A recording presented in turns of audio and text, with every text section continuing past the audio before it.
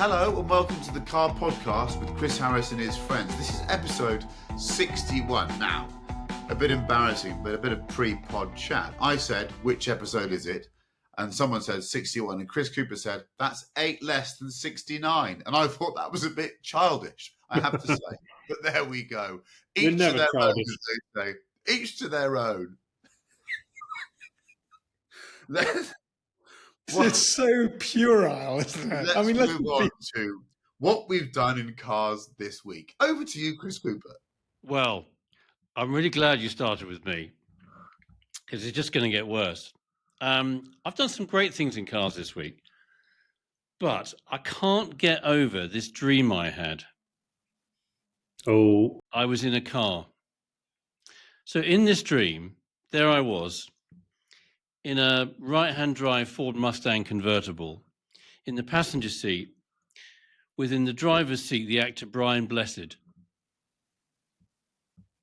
As in the Brian Blessed? As in the Brian Blessed.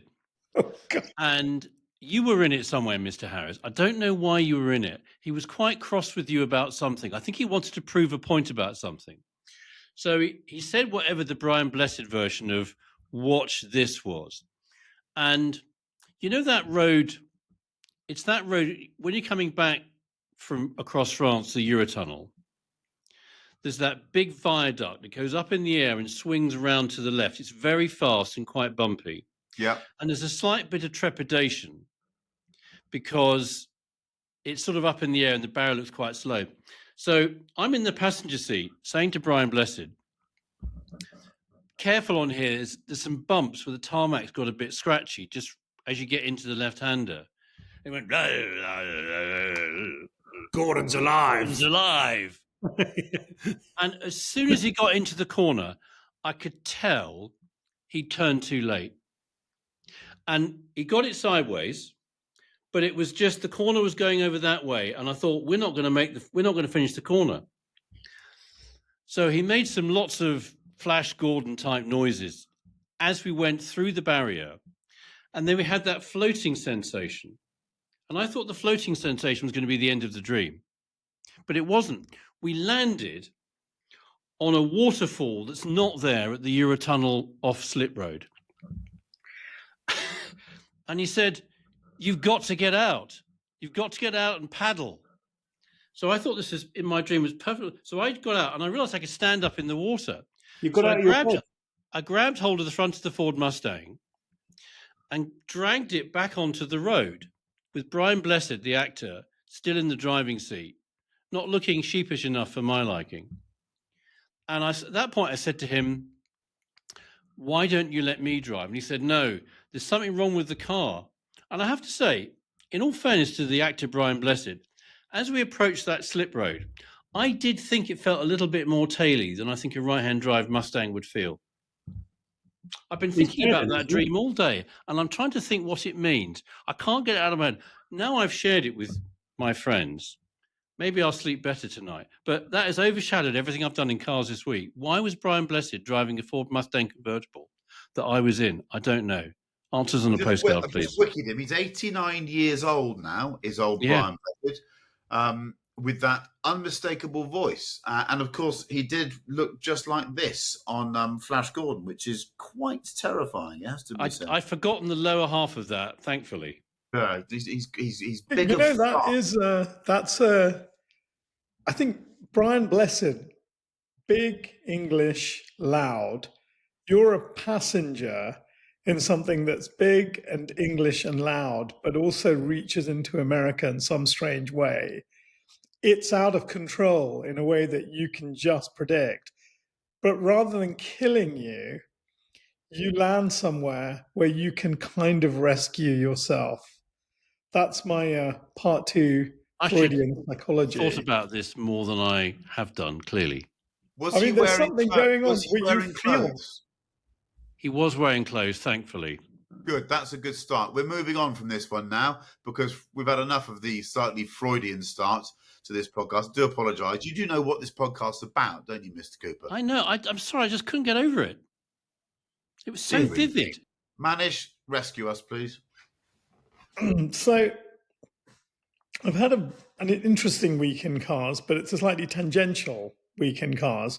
The next project that I would like to do is starting to form, and I've been spending Ooh. quite a long time researching and putting together the bits and pieces required for that. And because film and TV is so sort of abstract and whatever, I've also found myself trying to do something a little bit more tangible, which is to locate this R107 of my dreams. I have started properly Googling.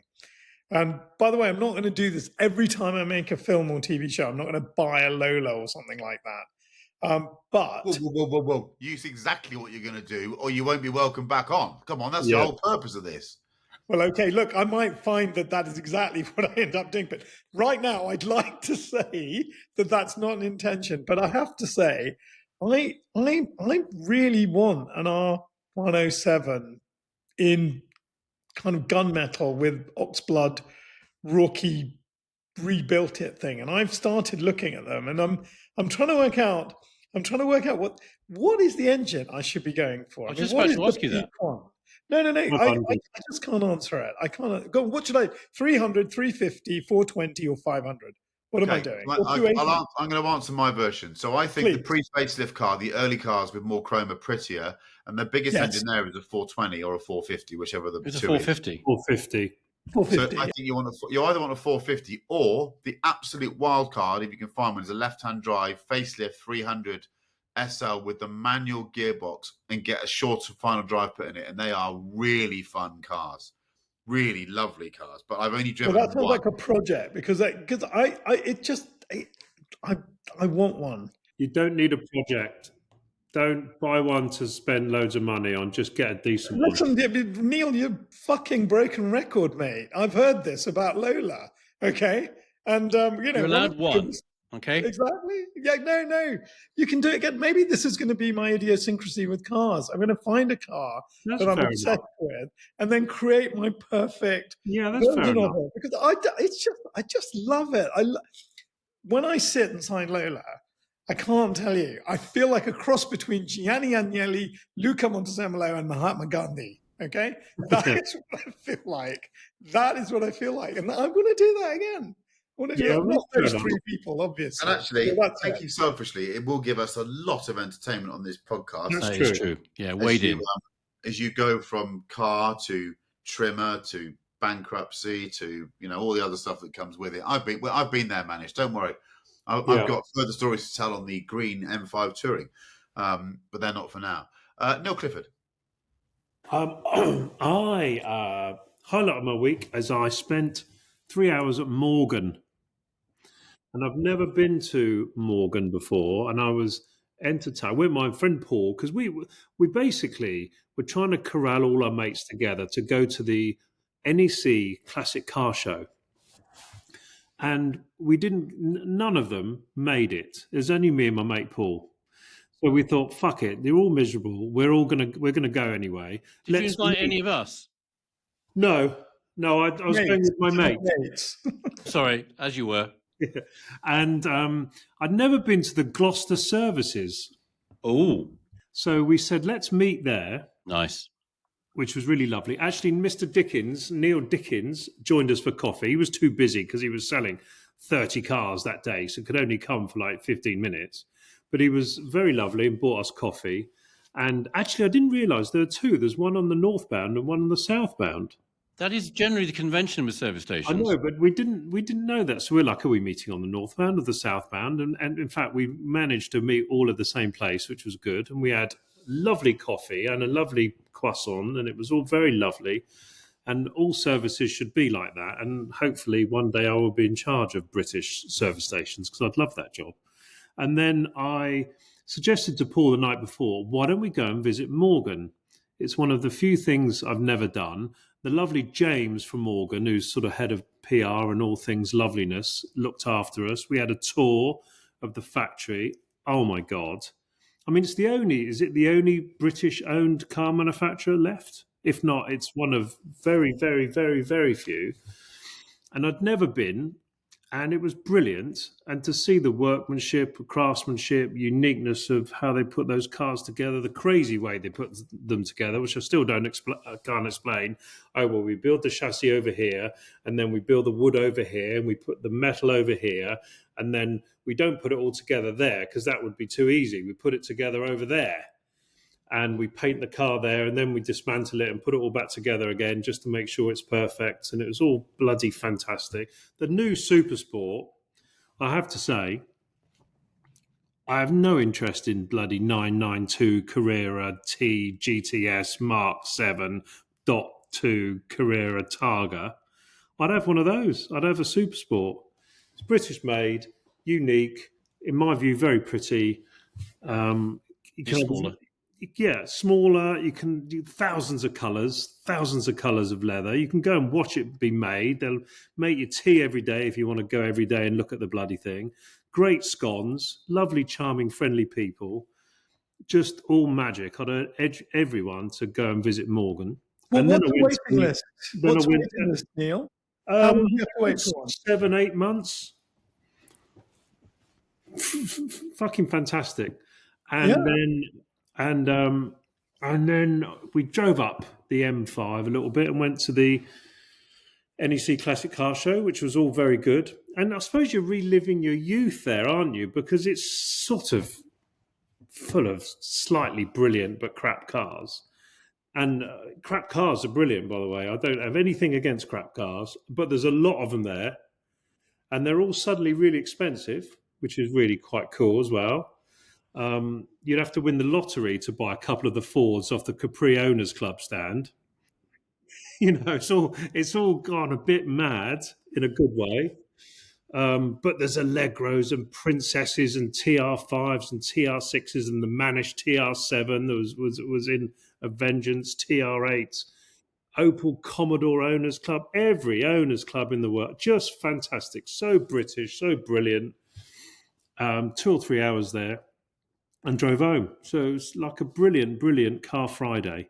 But I'd urge everyone, it's only 16 quid on the website. Go and visit Morgan. We should do a podcast from there because it's really bloody good. I'm in. And you can have a tour. There's locally made cakes and buns and scones and great coffee. And actually, do you remember that we're all old? Sir John Harvey Jones. Yeah, troubleshooter. Wrote the bloody book on, and he was a bit. I suppose he was telling the truth because he was one of those people that has no angles really. He's just telling the truth from his perspective. The company's all fucked, and you should change it all, and you need to get up with. It's the only company left that he visited. And normally he told them what to do and they all did it. And they all said, oh, you're so clever, Mr. Sir John Harvey Jones. You're at ICI and, you're amazing. Morgan, piss off. We're not doing that, mate. We're going to keep to our waiting list and we're going to build one car at a time and forget it. They're the only company left that he ever visited. I mean, there aren't many companies left from 1980 that are in the same form. But I think your point is right. It was quite famous at the time because I'm old enough to remember getting home from school. It's only British irony that they'd have a section in the museum dedicated to Sir John Harvey Jones in his book. Yeah. What other fact is unique to that factory? There's one aspect of it that they were always very proud of.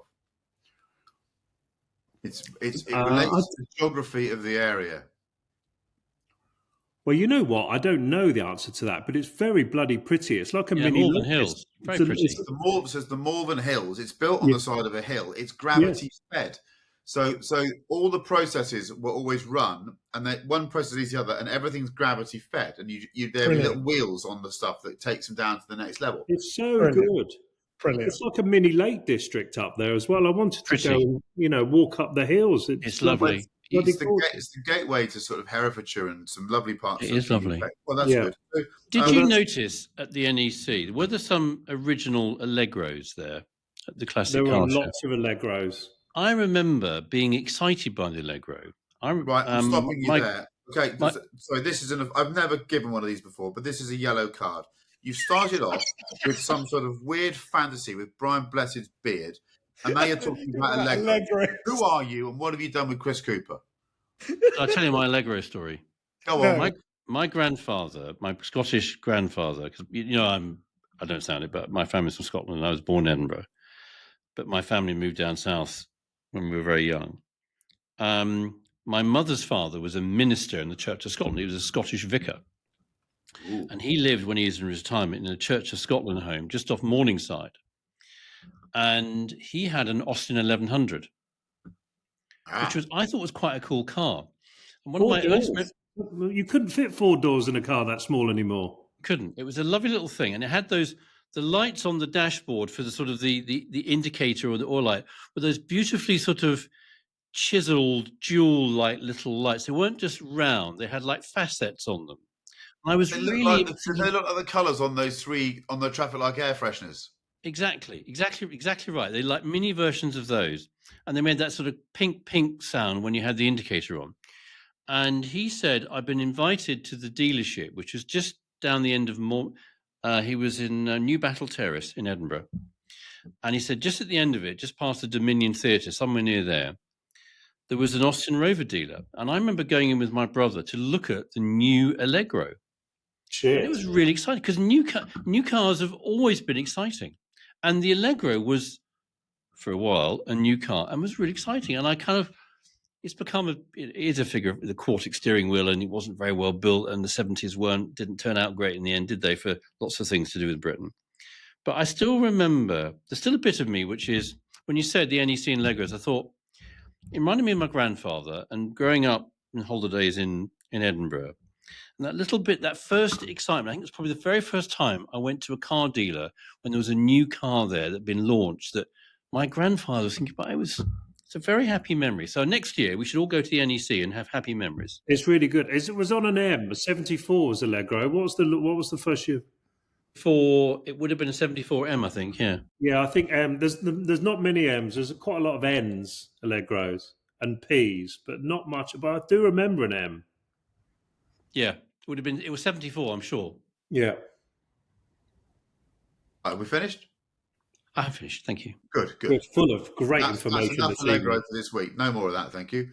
I've done lots of things in cars this week, but the biggest one was the Race of Remembrance for Mission Motorsport, which was Friday, Saturday, Sunday. Without a doubt, the best motorsport event of the year because it actually means something. It was utterly fabulous. So Jim Cameron and the team, thank you for inviting me along. Didn't crash. The weather was unlike anything I've experienced in any endurance race before on the second stint. But everyone mucked in. What do I take from it? We're all very lucky. I'm very grateful for those that do things so we sleep more easily at night. We forget that too easily. It's humbling to be around them.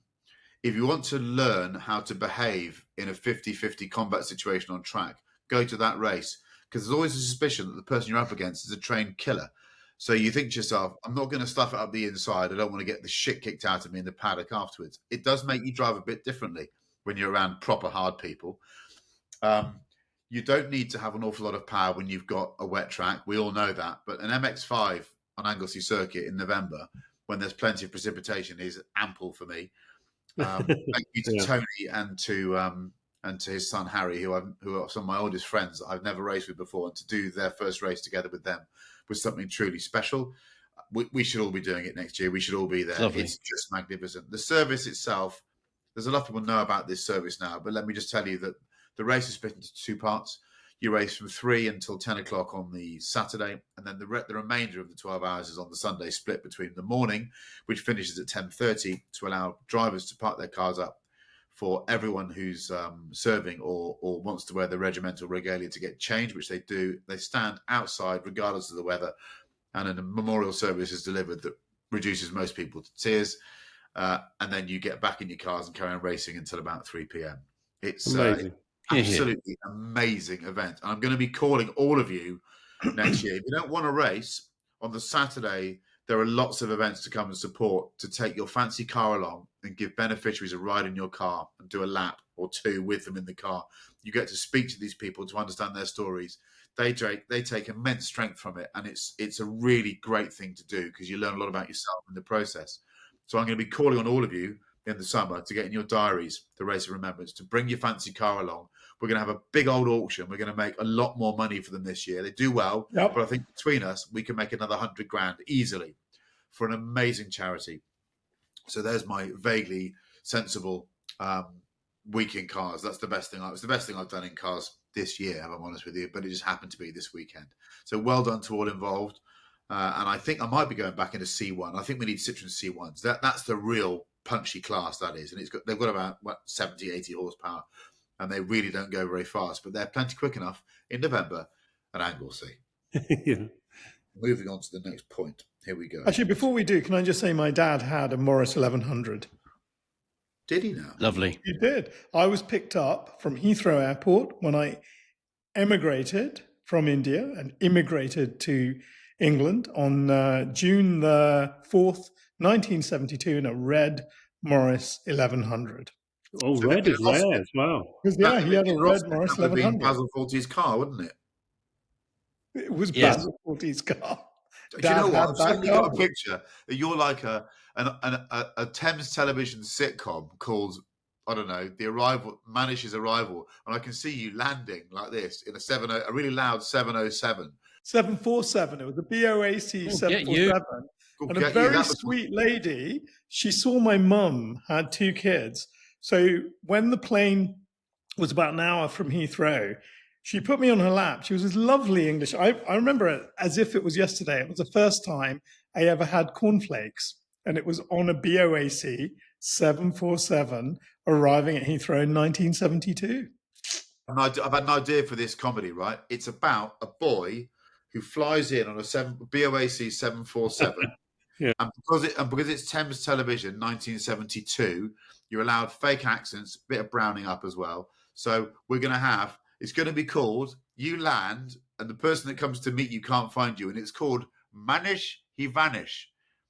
And then they spend 8 episodes trying to find you in that sort of Heathrow area. That's Is that actually quite right? good. And Manish, after your exhibition last week, you can do all manner of rubbish fake accents. Yeah, you that can. was really in bad. the That Can you was do an really bad. impression now, Manish, of the person that's come to meet you that can't find you, and they've gone to information. They've said, "I'm looking for Manish. I think he's vanished." Can you say that, please, in Indian accent? I am looking for Manish. I think he has vanished. Yes, there we go. That's the trailer. That's the trailer done. Right. Moving on before we get sued. Cars that you feel guilty about because you've never owned one, and you really should, as they're super iconic, and you can't really be seen as a car lover without owning one of these in your car ownership history. I don't know where Manish begins with this one. I'm going to give him a little time to breathe because there could be a stroke coming there. But I'm going to go, first of all, to Chris Cooper. I don't think you should feel guilty just because you haven't owned a certain car. Is that enough help, Manish? He's just knocked out his own microphone. Yeah. He's vanished. I think it's a bit of a trope, isn't there? If you haven't owned an Alpha, you're not really an enthusiast. I haven't owned an Alpha, and yes, I'm sure that would. There are lots of things I'd like to own that I don't have the means or the time, or whatever, to do. Who said that? Who said it? Who famously said it? Well, that was Clarkson, wasn't it? And Jeremy said it. Yeah. Yeah, Clarkson, and he said you can't. And I He's right. Hmm? He's right. Well, is he? I think I'm an enthusiast, and I've never owned an Alpha. I've driven them. Most of them are a bit shit, really. So I don't like the idea that we're sort of promoting the sort of the thinking that you can't be one of us or one of the gang. And in part, this is my contrariness, because I grew up not being part of a gang and not being included and being seen as weird and different. I know that hasn't changed. You're part of our gang. You really, whether you like it or not. Well, that's thank you. So, if I was to say there is a car, then actually I would like to find the time and the space and the money to. It's an MG midget or a frog eye. Oh, Frog eye. Purdy. Yeah. Yeah, the sort of the frog eye one. I nearly got one a few years ago. I nearly got one. It was the pre-rubber bumper, quite an early MG midget. In fact, it might have been there was an Austin Healey version of the MG midget. It looked like an MG midget, but it's called an Austin Healey. not frog-eyed, Yeah, post-frog-eyed. that's true. Yeah. And it had the square. I think it the square or the round rear wheel arches. I know there's a difference, isn't there? You could debumper it. That would look quite cool and sort of competition car-y. A lot of people did that when I was a student. Debumpered their MG midgets. We couldn't afford K&N air filters, so we just took the air filters off the SU carburetors and just took the air filter out of the metal casing and attached it with a screw nut through the top of a Marvel artificial milk, because that's all we could afford as students. And we thought that was a poor man's K&N air filter. But an MG midget, and I actually just about fitted it. You could have thought if I could have taken a bit of padding out of the seat, I could drive. And I thought, there's nowhere you couldn't go in that car and people wouldn't think that's a great car.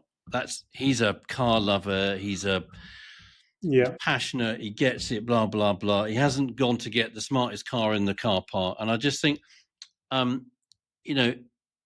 this thing that we love, being passionate and nerdy and silly about cars, is open to everyone. It absolutely is. You don't even need to own a car. But if you were to force me to say, I would say an MG midget or an Austin Healey one, whatever. That's what I would go. That's what I think. Manish, what are you going to go for? As you know, I've got a bit of a penchant for a front-engine V12 5-litre car, but this is the convertible version of it. I'm going to get one at some point.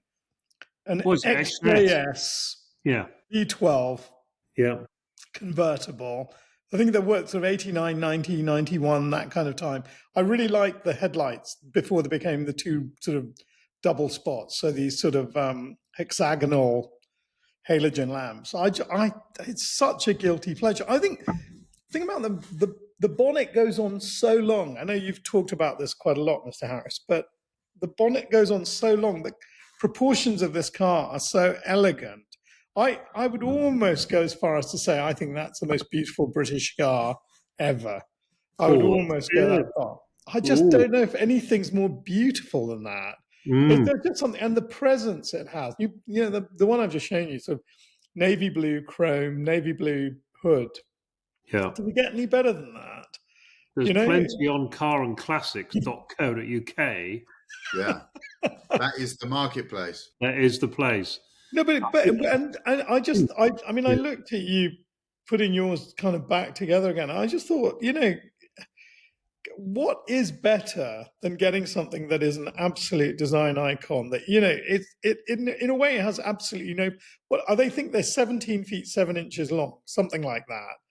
In some ways it has absolutely no place in the modern universe, but it's just so perfect. It's a guilty Freudian dream. That's what it is. Yeah.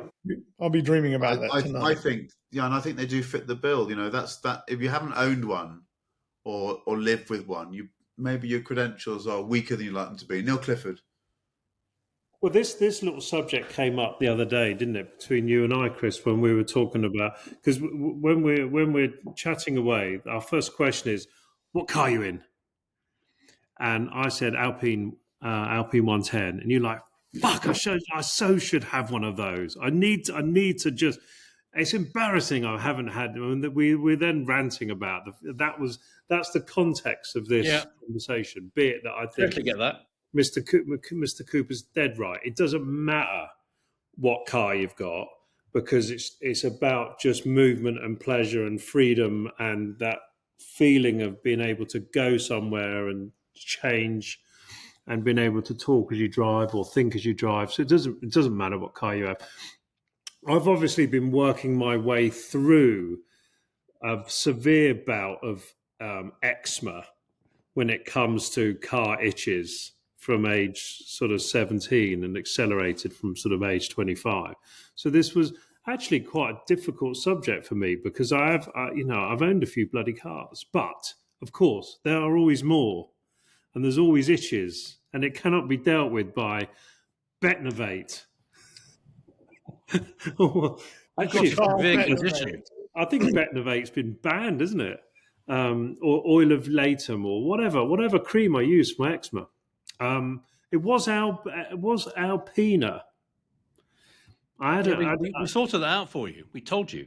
But and I came late to Alpina, and I feel an idiot. Always, I always was. When you sort of know you should own one, but then it goes to a point where you're like, "Fuck, I've missed the boat," and then you become negative on it. Well, I'd much prefer Mercedes C63S, much better, which is obviously bullshit because the BMW's pretty much always better than bloody Mercedes. Ooh, big statement. Big statement. Ooh.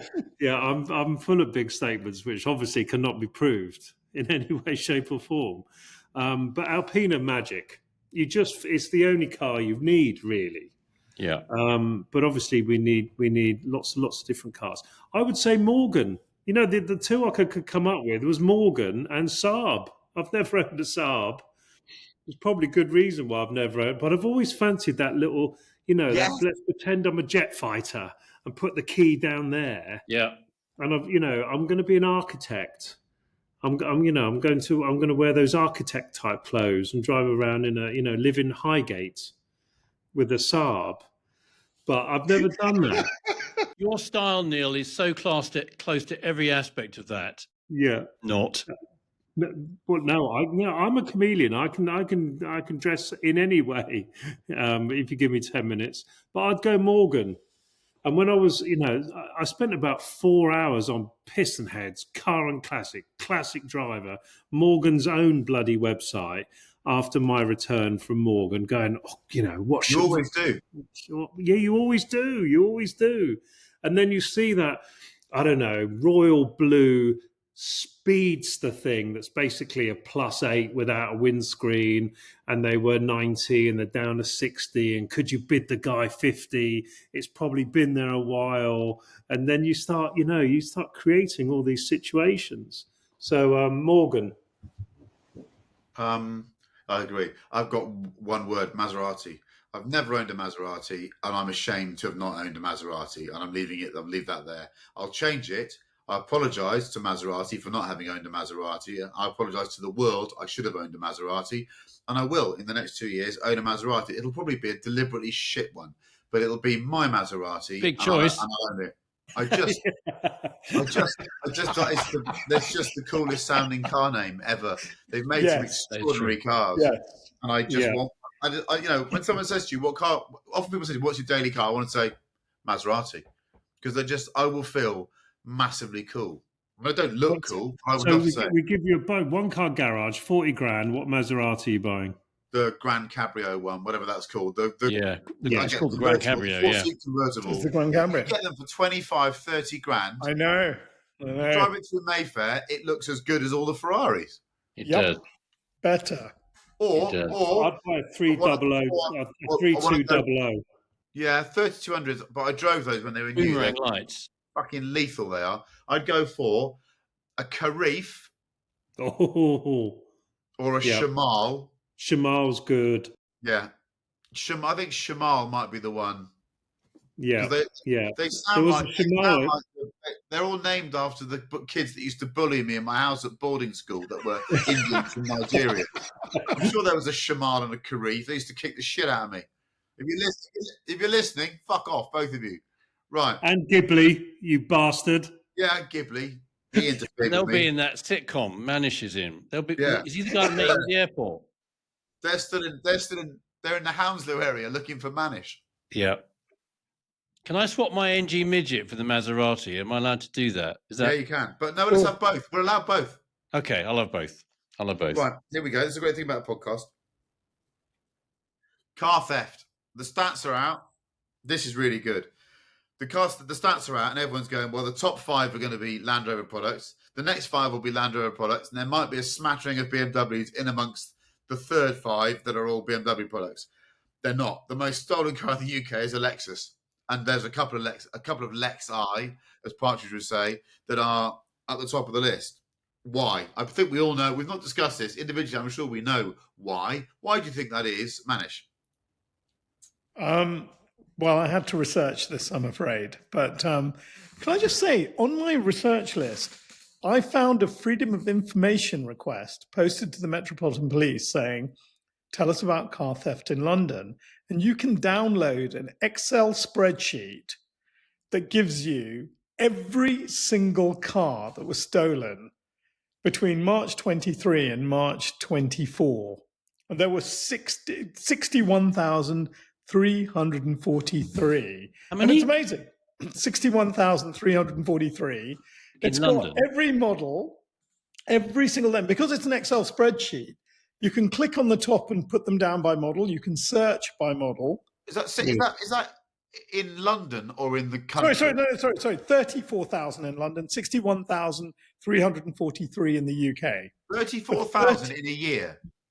In London. So half of Sorry all to car interrupt. thefts in the UK are in London. Yeah, and it turns out I think Dagenham and Barking get number one spot in the whole of the UK in terms of density of cars stolen. But you're absolutely right. I was just shocked to see the Lexus was at the top. And then there's a company that makes, various security thingies. I won't name them, but it said about the Lexus, the real problem with it, it's the bus is a little electronic name for a way that you send information from one bit of a processor to another. And apparently the Lexus has a bus which is extremely easy to, let's just say, hijack and to access.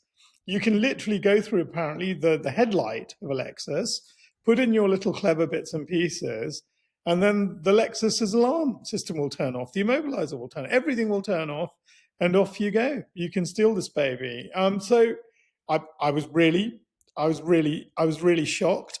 And the two positive aspects of a Lexus from a thief's point of view are apparently it's got an unbelievable resale value to wherever you take it. And the other thing is that the catalytic converter is apparently completely wonderful in a Lexus. Right. So these are the two great reasons why you steal them. You can resell them, or you can nick the cab. So what's extraordinary about that is, why didn't we know that until? I have no idea. I mean, it's quite hard for Land Rover to say it's not us. It's Lexus people. Is it So fair Lexus, to say? apparently they spent £10 million upgrading their alarms and also putting trackers into various Lexi. They're aware of this. They're really aware of this. Bet they are. Number one, number two, and number three, though, isn't it? It's the top three is bloody Lexus. Incredible. It's incredible. Neil Clifford, thoughts? Well, I suppose all the Russians are like, we don't want any more of those bloody Land Rovers. They break down. Got any others? That was my only conclusion, because I had no idea. It's got to be reliability, isn't it? You can probably drive a Lexus for 9 years if it ends up in Africa, and you never need to service it. Never going to break down. So can we just confirm that I think we suspect that actually the people that have bought all these hooky Land Rovers are saying, do you know what? They keep breaking. Can you steal something? Yes. They're gone. So, and most of these, they're going to Africa a lot. They're going to the Middle East. Yeah. That's where Lexus and Toyota as a brand is revered, because they're so reliable. The resale value is very high. It makes sense. They're easy to steal. It makes sense. Yeah. I would have. I mean, my obvious, because I haven't looked at this at all. I just thought, I didn't realize Lexus was by far the most stolen brand. Why? I mean, the obvious answer is it's market forces. That's what the people who want to buy these things, no questions asked, gov. It trickles through the supply chain, and Lexi get nicked to order because I presume. Do we know how many of these? It's fascinating.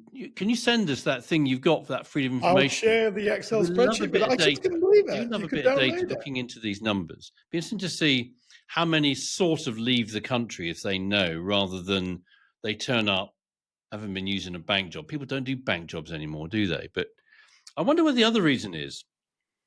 Parts. Parts. But if they're going somewhere else to order, they go in a container. I imagine it's quite hard to get a Range Rover into a container and then get out of the Range Rover rather than end up being transported, because they're so bloody big and wide. I know you could push them in, but I suspect the other problem is if they go into a container, it wouldn't take much rocking for something a Range Rover. So I haven't checked what Lexus has been nicked. They might be big as well. I just got in my head that the Lexus is slightly narrower and shorter, and if it rocks around in the container of us, Yeah. and when it gets to Dubai or wherever it's gone, and they open the container door, they actually get an intact car rather than a Range Rover that's got full of bloody dents.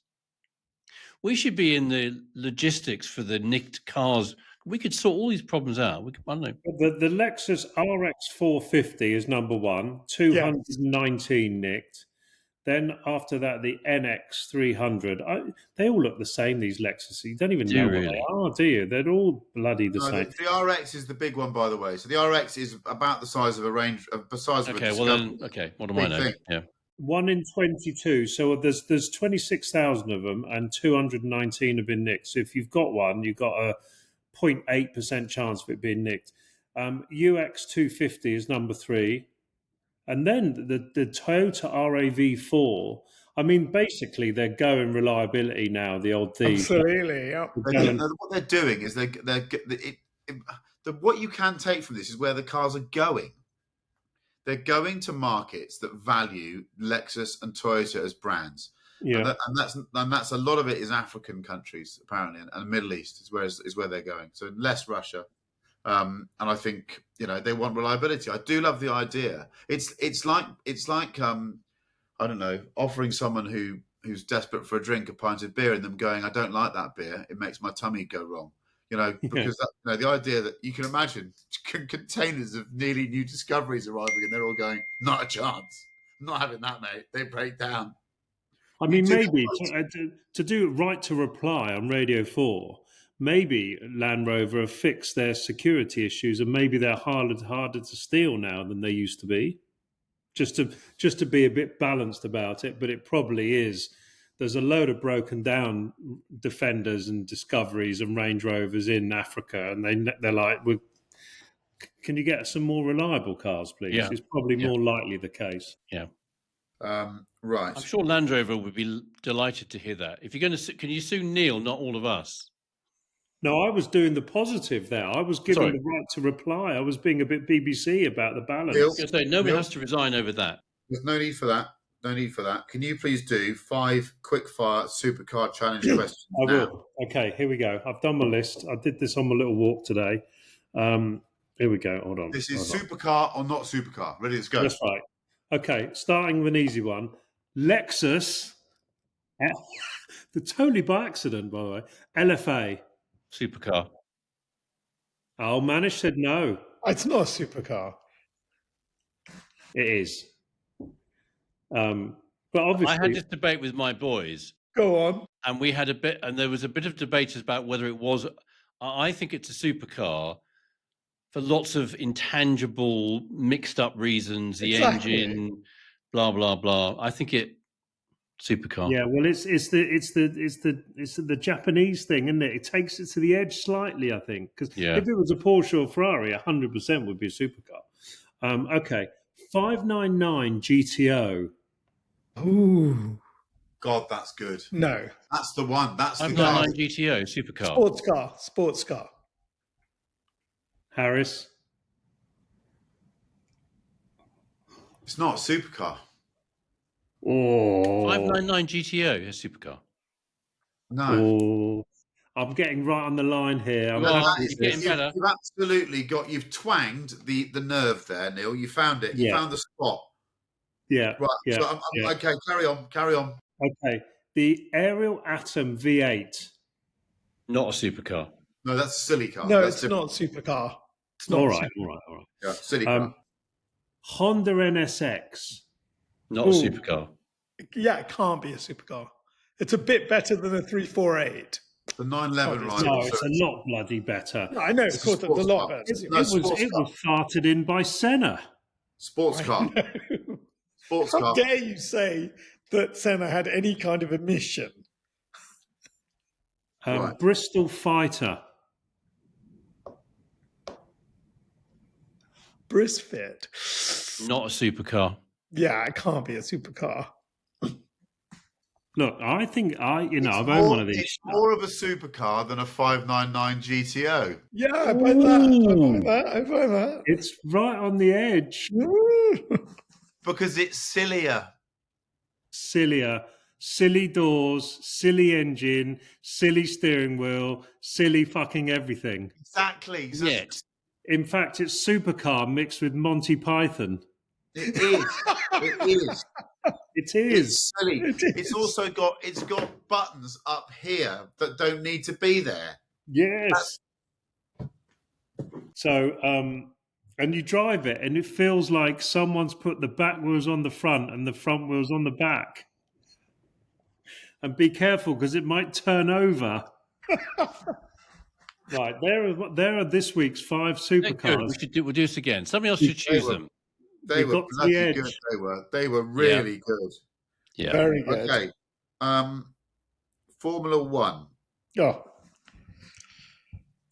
By the way, just to let you know, Manish was very, very vociferous on our group around the Formula One. He really was. He was fueled by some Sauvignon Blanc with ice cubes, and I think he got very punchy. So I'm going to allow him to go first now. Go on, Manish. Get off the lead. okay. So the first thing I'd like to say about the Formula One is that John Elkann has criticised his drivers. And he's done it in the press, and it's actually, he should keep his mouth shut. He turned up at the hypercar unveiling, and it's like, this is what Ferrari can do if we all hang together as a team. He hired Lewis. He's continued to carry on paying Charles, who is just an absolutely A plus driver. And I think when you risk your life doing this job, and you've done 21 races and a sack of shit, okay, and you're risking, I mean, every week you go out there, they know who's good, the drivers, they know who's not good. And when you do that, you're allowed to be a little bit frustrated. And if the drivers did shut up, do you think that would make the cars faster? The fact is, the drivers carry the Constructors' Championship, as far as the audience is concerned, is worth diddly squat. And to Ferrari, financially, the Constructors' Championship, given their turnover as a super company, is worth diddly squat. But to the fans, it's the drivers. It's all about the drivers. And these drivers are losing week in, week out. Charles and Lewis have had 0 pole positions, 0 victories. Charles' 7th season in a Ferrari. It was John Elkann who hired Lewis for $60 million a year. He hired a guy who was beaten reasonably handily by George Russell last year. You can say he wasn't motivated. You can say he's got it. This is a big publicity stunt, and I said it in the pre F1 season podcast. It's a big gamble. It'd be great if it works out, and it really won't if it doesn't. The fact is, you can't tell your drivers after 21 races that they shouldn't be talking about how crap their seasons have been. You can't do it. It's not right to do it. Drivers, you can't have character and no character at the same time. I take the piss out of Nigel Mansell weekly, but he had more character in his little finger than 20 of the last, 30 new drivers. He was full of character. He took chances. He had accidents. And so I'm officially actually really pissed off about that. Reading that really pissed me off. You're standing by some endurance car. No one gives a flying fuck or spends any money on that formula, right? You've got the premier formula in the world, Formula One. It's what everyone watches. It is your badge. And you cannot turn around to 2 of the best drivers in Formula One, one of whom's arguably one of the best drivers of all time, and say, he is. Yeah, so don't talk, you should do less talking and more Really, really, really. We think Lewis feeling frustrated at the end of the race, and Charles feeling a bit frustrated at the end of a grueling season, the 7th one he's driven in these red cars, should not vent a little bit. And and Lewis was so polite. He was like, look, it's me. I'll get myself motivated. I will get on there. I mean, 2 of those people know something about cars and motor racing. one of them knows nothing about it. And that's all I'm going to say about Formula One. I'm so angry to have read that. Well, it's start with something quite gentle, we thought, with the F1 there. So and certainly manager looking forward to his invites to the factory for a free meal at the Cavallino sometime soon. Montana is much, much better than the Cavallino, number one. Okay, Montana number two, is the well. Cavallino, the architecture was actually all done by an Indian architect. So there we go. Sorry. We've ended our relationship with Ferrari, so that's good. Let's carry on and go to Neil Clifford. Did I watch it? Yes, I did watch it, and bloody brilliant Lando. That's really good, isn't it? He's going to win now. Should we? I think he's 70% in now, isn't he? It's going to take a reversal of fortune for him not to. I think Oscar, bless him, and we love Oscar, and Manish particularly loves Oscar. I think he's talking about Lando now. Yeah. I can't really remember anything else apart from it was quite a good race, wasn't it? Wasn't there lots of things going on? Clearly memorable for you, Neil. No, not really. I watched the sprint. I can't really. It all merged into one, and then Lando won. Basically, genuinely, I can't bloody remember. There was a crash. There was a big crash, and his wheels came off. Sprint race. Yeah, I watched that. We'll move on to Chris Cooper. The John Elkann thing is interesting, isn't it? Because can we not draw a line under that one? I'm waiting for the legal letter after that anyway. Well, I was going to just offer a counterpoint just for a moment. All good. Because isn't that what Ferrari bosses always do? I mean, if Enzo was here, we'd be. John Elkann is a little pygmy of a character compared to Enzo in terms of how giving it. Do you know who I am? Do you know who you are? I thought it was a little slap, really. But what Lewis and Charles said wasn't really. I mean, they weren't dissing the car, so things aren't happy there. Things aren't happy there, and I think inadvertently and perhaps counter what he wanted to achieve, Elkann's achieved quite the opposite, which is, wow, that's not a happy ship. It's all designed for Christian Horner. Christian Horner's going to arrive at Ferrari. I think Horner will. I mean, he's done running a team, and in fact, to some extent, would he really want to take over from Fred? Because it's like it's not like being a Spitfire pilot. It's far from like being a Spitfire pilot. But the life expectancy of a Ferrari team principal is pretty limited, and there's not much you can really do to influence it. And he'd have to move his family. I don't know. What I did think about, in fact, Cameron sent me this.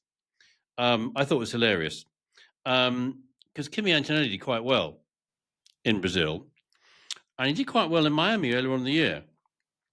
The internet has decided it knows why this is the case. I saw this. Have you seen this? This is about we'll zinc put a little pills. clip up of it. About zinc pills, isn't it? Zinc supplements. Titanium dioxide. I think it's titanium dioxide. It might have been zinc or something because titanium dioxide is just a pigmentation, isn't it?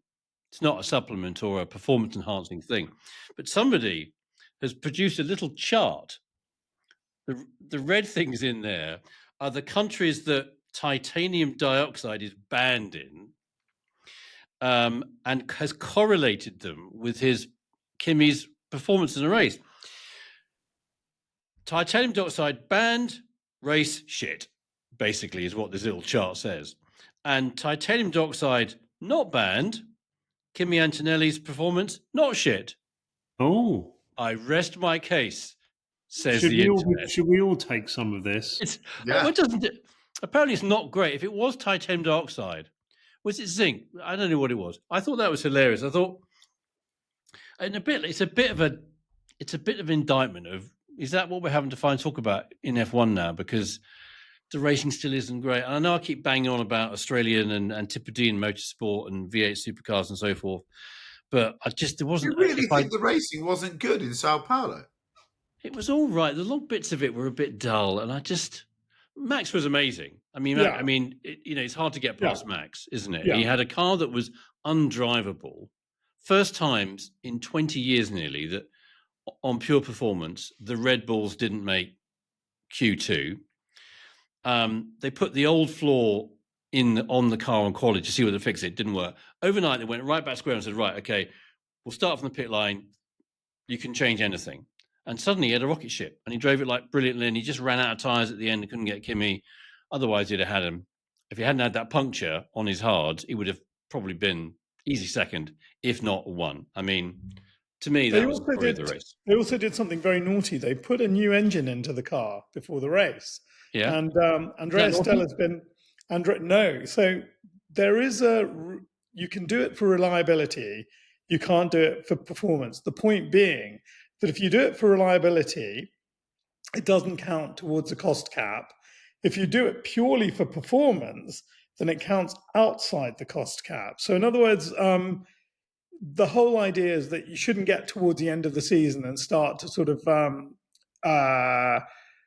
basically the racing shouldn't suffer because you're going to put an engine in and it will be counted towards the cost cap. If you do it for reliability, it won't count towards the cost cap. So Andrea's questioned this. He sort of said, apparently there's a real rule about this, because otherwise you just put one in. Well, you take a pit, you have to start back at the grid. The point's also a cost point as well. If you make a decision to do it in the pit lane, of course, it doesn't give you a grid penalty, but does it give you a financial penalty? And what were they referring to with this? Because there's precedent, isn't there? Because Lewis did it a few years ago, and because it's altitude and because of the nature of the circuit, it gave him a profound It gave him a huge performance advantage. I mean, basically, he had a new engine at 6,000 feet that made him a bullet. You know that? I mean, he's a brilliant driver. They got it all right, but he had a brand new bazooka in his back, so it was a massive thing. I mean, I really wanted Max to sort of catch right up and be in second place, didn't we? We wanted, it all went a bit pear-shaped at the end. I can't remember why. He ran out of tyres. I thought the racing was... What a stupid excuse. I thought the racing was good. They make no difference, Neil. I had that weird situation where I just started a long journey as the race started. So I listened to Sky, but I had the Sky commentary through my speakers rather than Radio 5 because I had better reception that way for some reason. I didn't have DAB in the car. So I could have listened to Radio 5 on the internet, couldn't I, thinking about it? I do like the BBC audio coverage, radio coverage. 909, medium wave. And you've got championship hopefuls diving up the inside of each other, clattering wheels. I mean, there's a lot of action in there that I think the sprint weekends really work because why do you need FP7 when you could have another race? And I just thought, I think the sport's in rude health in terms of racing. There was lots going on all the way down the grid. It wasn't just people, doing a DRS overtake into T1. There were other overtakes going on as well. That's fair. I thought there was a lot of different strategies. I thought it was an engaging race. If a race holds my attention without a moving picture, it normally has to be quite good. The emerging story is what's going on with Piastri. There must be something technical about this car that he's finding more difficult. I don't believe that this ice cool character has imploded the way he has. I just don't see it. There's something. Lando's either unlocked something, or something just has to be something that's about the car that's not suiting him. Or it is possible. It is possible that your head can fry and you can start to overdrive the car. You can start to not be delicate with it. I get that. I've been there. I think I'm finding it thrilling. I love the fact you've got these two young guns going head to head.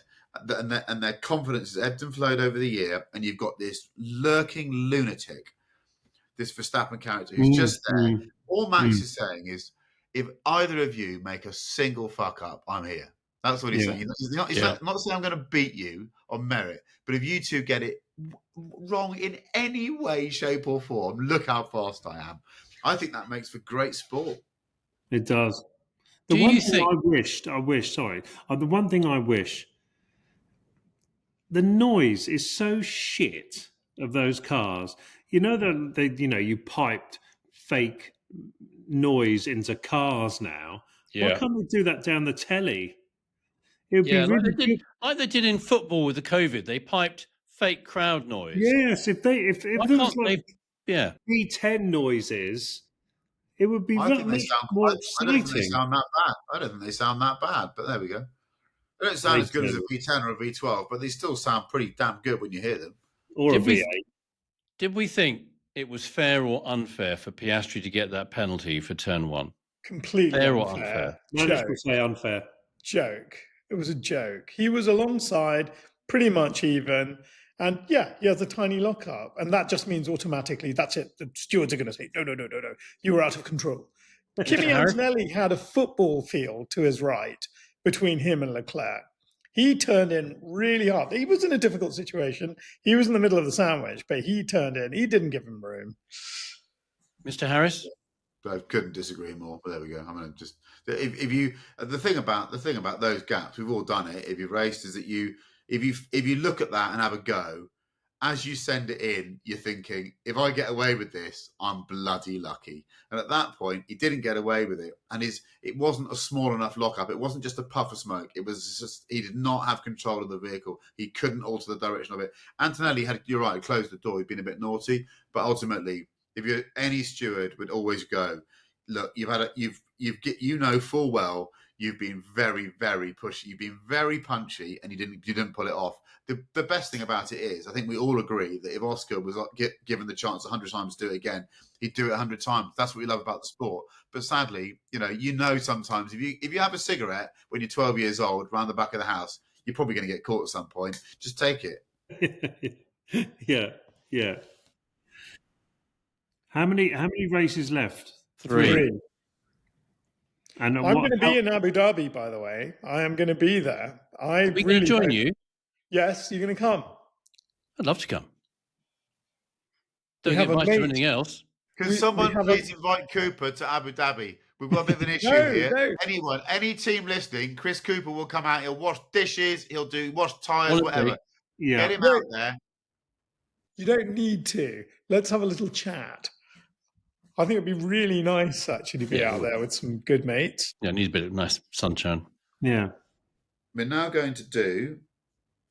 Where are we? What are we up to? Okay, we're going to do this quite quickly. Yeah, we can be quick on this. Continuation. This is come from the inside of Neil Clifford's head, which sometimes isn't the clearest thing to read, which Andy has struggled with this week. So it's not all on you, this Manish. I'll read this out and we'll see how many people Just write read it out as he wrote on the it. comments. Write on the comments that made no sense or that made sense. I'm going to read exactly the words. Continuation, hot car property for value gain. What would you choose to bring one back that hasn't been done already? It's fucking so clear. What the fuck are you talking about? It's I love it gibberish, when- but it's obvious what you meant. Yeah, exactly. Really? Exactly. Story of Welcome to my life. Chris Cooper, go. There's only one. Yep. There's only one. Yep. 1990 Aston Martin V8 Vantage. There you go. There you go. I asked Cameron this afternoon. He said there's only one. And I thought, he's right. There's only one. But there has been one. Has there? I might have dreamt it, but I think I might have seen one recently at some sort of car event or something. I mean, I wondered that. And then Brian Blessed appeared again. And I wasn't so sure. Yeah, for God's sake. I'm 50-50 on that. Yeah. But it hasn't been done, has it? Like No. a singer or a... No. Yeah. Have It you got hasn't a been. beard fetish going on? Sorry. Manish, you're allowed one. Because I think it has to be a very famous mark, obviously. And I've got a modern one, the Alfa Romeo Giulia Quadrifoglio. I think if someone wants to take that thing apart, make it actually work, that is a stunning car in the future. What engine you putting in it? Oh, I don't know. I don't know. Neil Clifford. So difficult this. I'm sorry we haven't got a lot of time because I could do a 20-minute rant. Because You're welcome to. no, well, most if you go because Manish is dead right. It's got to be iconic. Not only iconic because iconic is good, but also we're talking about value creation here. But the small little angle is, if they're making 50, do I buy one? And am I going to make some money? Because new cars are all a bit shit. So the money has moved to continuation. Not only it's a bigger market now because cars were cooler a little bit in the past, therefore people are putting effort into that. But also, it's where you can invest and make money. Are you really going to make a load of money on F80? Maybe. You're going to make a load of money on 849 Testarossa? Probably not. There's less money to be made if you play the game of making money in cars. There's more money if you chance it right on continuation, in my view. Some of them, no one's ever made a good Ferrari continuation, have they? Do you mean continuation or like a resto? Rest is the same shit, isn't it? It's the not. same. No. Yeah, Continuation. It's not. Continuation comes from the factory itself and has to. Yeah, it does. It does. Resto mod is someone else. I'm more from factory on this. Okay. Yeah. Okay, I'm going to get straight to the point. And it's really, I've got two. I can't decide. I'm going to give you two. 356. Yeah. And I know you could say, well, it's really the box that it isn't. You want Porsche to do a Singer 356, but out the factory. It'd be bloody fantastic. But then slightly ahead of that, 5149 Miura. And Miura's so difficult. That's my daughter. I'm sorry. don't know how to turn my phone off. Miura's so difficult because all of those really, really pretty cars, I accept Eagle and E-Type and I accept maybe Singer, but in general, when continuations or resto mod cars attempt a really pretty car, they're never as fucking good. They're always just a little bit ugly. Yeah. They're always a little bit ugly. But I think you could trust Lamborghini. They're not going to fuck it up. They're going to do a great Miura. What do you reckon to that Countach they did, though? It was bad. It wasn't the Countach, though, was it? No, it wasn't good. That's why I'm nervous. I'm nervous for them already. But I think they've learned their lesson. Dini right in saying, I've nothing to do with this. Absolutely, he did, yes. Probably. Yeah. That's what's helpful. Yeah. When the Lamborghini's saying, we've done a great job, Gandini writes an open letter saying, nothing to do with me. Yeah, it was a bit like the Peter Stevens GMA job, wasn't it? There was a whatever his bloody name is, the F1 bloke. Man, if you'd been the car designer, you would have been Gandini, wouldn't you? That would have been you. Listen, you're being very, very kind. That would have been my absolute Indian dream car. So, Neil Clifford, you're going Miura and 356. I'm going Miura. Okay. So Chris Cooper. I've done it. Aston Martin J Advantage. Oh, sorry, yeah. And that is sort of a bit like Neil. It's from the factory because they found a whole bunch of chassis numbers they promised to make that they didn't make. That's what most continuations are. Oh, look, there was a fire in the factory. We lost that paperwork. We've just decided to reinvent it. There's another 50 chassis numbers. So really, it's the same car. But, you want a 6.3 engine in it, a little bit done, ride a bit better and steering a bit better. But, yes, count me in. I think it's an interesting one. You want to make money, but the company that does this has to be in a bit of a funk, doesn't it? It needs to be in a trouble because it hasn't really got a clear idea of where it's going. Yeah. It's got to plunder. It's got to plunder the back catalogue. Mate, Pistonhead is going to fucking melt with you, Neil Clifford. Turn that off. I don't know. I've turned my phone actually off, and it's still doing. I love it. Can you do more of it? Because I want to see the smoke coming out. No, I know. So I've got. But you've also. It's got to represent something the company used to do that everyone wishes it still did. It's got to be a reminder, and it's got to come from a group of engineers who are troublemakers. They're in the skunk works area of the business. They've done it. And the bosses want to tell them to Foxtrot Oscar, but the bosses are going, but there's money to be made here. Yes. We can't say no to it. Right. And that car for me is a supercharged inline 6 Jaguar X300 XJR. Yes.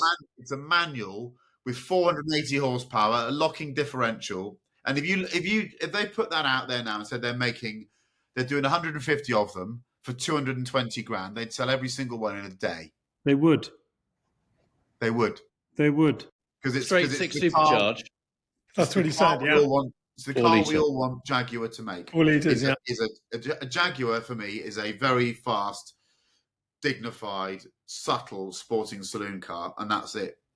I was there on the Jaguar, and there's not just the Jaguars Owner Club. There's the XJ Owners Club, the E-Type Owners Club, the XJS Owners Club. There's every fucking Owners Club. There's like 40 of them in the NEC, and you just feel sorry for these loyalists, these lovers of this incredible brand that they've been.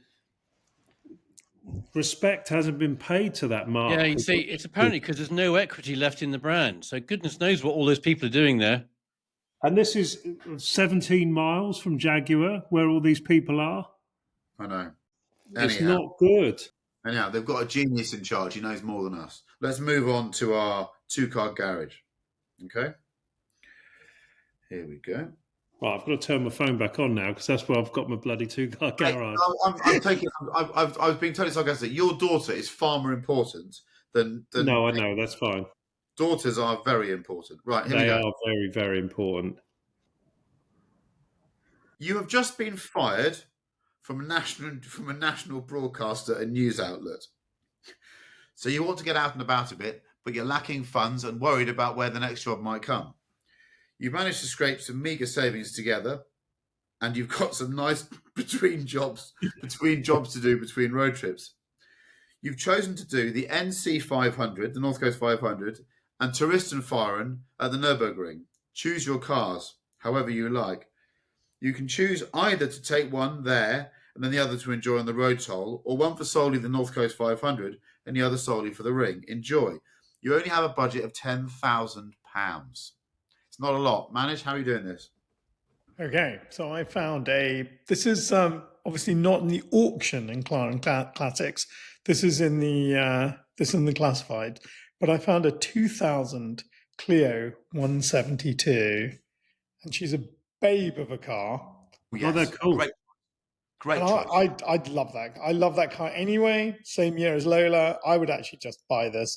You probably get it just over £5,000. I can't remember what it was actually going for, but something like that. I'm sure a little 6750. I mean, let's get those people down a teeny tiny bit. And then my second car. I can't believe I found this. This just makes me totally happy. By the way, the Clio for me would be the NC 500.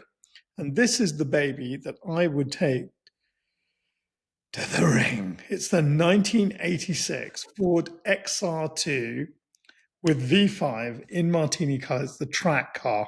Oh, and they want 5,500 squidders for that. How much? They want £5,500 for that. That is the car. You go around the Nürburgring in you that. wouldn't do one lap. I'd say No. apparently you would. 5,995. I mean, it's around 10. But me and you would do it. On this originally. I like those What cars. a lap, though! And you'd look great. Imagine being a. I agree. It's I took great. a Fiesta ST to the Nürburgring once. The pre-turbocharged one. I had lots of fun there. Chris Cooper, what are your two cars? I would. Goes on auction, I think, at the weekend. So day two after this goes live. This just said, "Buy me." It's a Triumph Vitesse convertible. Oh, it's good though. 6-cylinder engine. This might, and the other one I want might bust. But for doing the North Coast 500, it's nice and dinky. Getting all those little passing places on the single track road. Nice, comfortable ride. Not too much of a low ride height. I just think in the spring before the midges arrive, decent bit of weather. Spend a week doing the North Coast 5. I think that'd be lovely. That starts on the auction at the weekend, and then the other one for doing the Touristenfahren, and as important, the drive there and back, because that is quite important at the ring. Going there, because honestly, actually, Touristenfahren these days, the best vehicle to do it in is probably an armored car, because it's got quite feral, some of the Touristenfahren. Okay. So, but the next best thing to an armoured car would be one of those, a Jaguar XFR. Under the heading of a car I nearly bought but I wish I had, that is very high on the list. Yep, agreed. Yeah. It's good. They were good cars. They were really, really good car, but it was between that and an Alpina B3, an E90. So the Alpina kind of won it. But I look at those and I just think, God. So That's what I would do, and that goes on auction later this week. So yeah, just be on auction when we go live. Shout out to Chris Cooper, who displays the level of discipline that's missing amongst his co-hosts by always choosing auctions that also will be running on the Friday when this is broadcast. So Car and Classic, I'd like you to know that Chris Cooper really is your number one servant. He is I'm on message. Amazing. You got those two for 10,000 quid. Maybe a little bit more. There we go. Finley, if we could just mute Manish for a second, that'd be good. Thank you. And we just go to Neil Clifford, please. Okay, there's a new section, not new, a new to me section of Car and Classic, which is called Make an Offer. Ooh. Now, make an offer, I've no idea what it is. It's a car that didn't sell in the auction for its reserve, maybe. I've no idea what it is. I've just discovered it. And this is by chance, an MG midget. And I'm going rubber bumper because I'm sort of in the world of the Avengers. Yeah. And I, you know, it was the era of just discovering the car showroom and the brochures and the very lovely women that were in those brochures. So I'm going rubber bumper. And this one, the cabin is just such a lovely place to be on a warm, sunny day, and the vendor has advised that the vehicle benefits from a replacement gearbox after an issue that was developed with first gear on the original box. The gearbox now works completely perfectly, but unfortunately I have no history.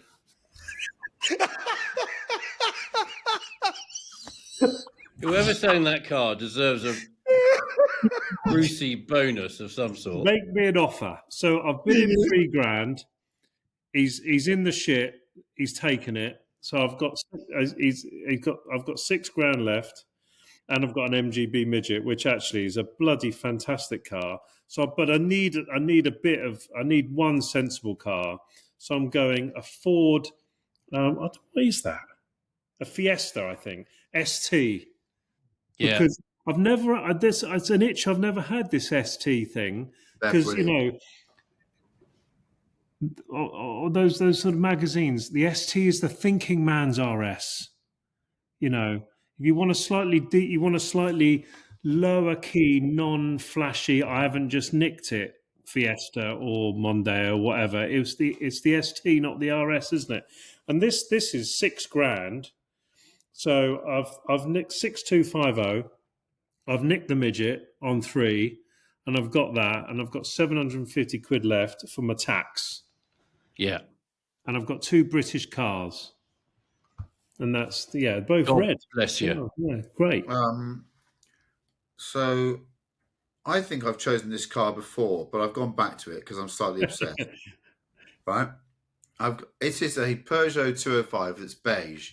It's advertised as, you can see there, a 205 Turbo 16, which it's not, because Neil Clifford's got one of those. That is clearly a front-engined beige 205.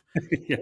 When I looked more closely at it, I've been to this thing so many times, I saw these seats, which I've never seen in a 205 before. It's a beige covered a GTI-style seat. So I looked at the car more closely, and I realised it's something called a 205 Indiana, which is a French special edition that I've never seen, and it has these special wallets fitted to the door pockets. These, which I've never seen before, and therefore I would have to buy this car because it's based on a 205 XS, which is the best of the 205. So it's got the 85 horsepower twin Solex carbureted engine, and for the North Coast 500, this would be. It's tiny, it's zippy, it's everything you want. Again, pre-Midgy, we're going end of April because we don't want to get bitten.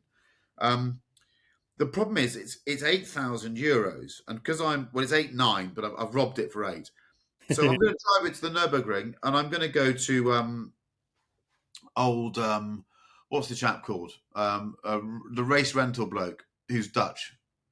Ron Simons.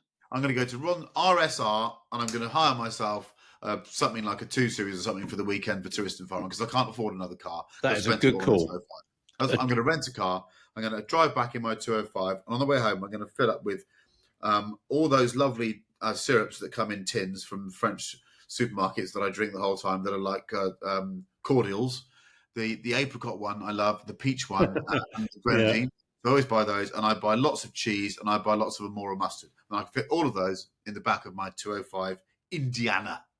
When we went to Ring in the spring, we hired one of his F87 Gen 1 240 track car things. It's a road car with a cage in it. What a piece of kit that was. Yeah, quick. Brilliant job. What was the 1.9 automatic in gold? The Gentry. Yeah, the Gentry. There's one of those as well. There's a low miles Gentry as well. They're a bit disappointing, if I'm honest with you. Are they? Are they all auto? No, Gentry's are all autos, yeah. Yeah. Right, let's do some music, guys. Manish, enlighten us. You normally do. Steve Harley, Cockney Rebel, Come Up and See Me, Make Me Smile, guitar solo. Good, that. Just love that song. Very good. Chris Cooper. We're recording this on the evening of the 11th of the 11th, Remembrance Day. And Chris, you gave a very, very passionate and heartfelt plea for our veterans and all that they have given and will continue to give. So I think tonight I would choose the hymn, I Vow to Thee, My Country. Ooh. And there's a link for something on YouTube I found from the Remembrance service at the Royal Albert Hall a few years ago. Slight catch that is introduced by Hugh Edwards. We'll forget about that. God. But I Vow to Thee, My Country from the Remembrance service in 2009 is, I think, my song for today. Extraordinary. Neil Clifford, he's got to pick himself up. Nimrod. I nearly did that. Yeah, Elgar, yeah. As good, equally good. I've had a weekend of that stuff, so I've probably done it, and it's meaningful, but I've done it. So I'm going to go completely the other way. I want something that gets me in the car and gets my spirits up.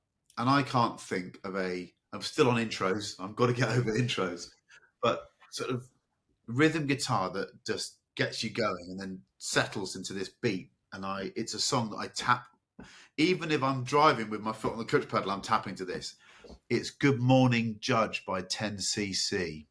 Oh, 10cc were great. They were. But listen to Good Morning Judge. It's a fantastic little tune. I don't know it. I'm going to go and listen to it now. It's great. It's a foot tapper. Now, am I just allowed to do something very naughty? Just on the basis of it being Remembrance Day, listen to something called Cantus in Memoriam Benjamin Britten. And it's by a composer called Arvo Pärt. And you will really feel in your hearts, you will really, really, really feel Remembrance Day with that in a way that possibly you haven't before. It will stir you and it will break your heart. Okay, that's lovely, yeah. Now, so that is the end of episode 61. I've got one thing to say. The organisation that I work for many years is tearing itself apart this week. Tim Davies gone. I don't normally comment on such things, but I've got one thing to say, and that is this. I don't think you're a bad man, Tim Davie. I think you're a car enthusiast. But I hope one thing. I hope the organisation treats you better than you treated the people on Top Gear who lost all their jobs and their work. I really do. That's all I have to say on the subject. Good night from all of us. That is Manish, Chris Cooper, Neil Clifford and me, Chris Harris. We'll be back for episode 62 next Friday.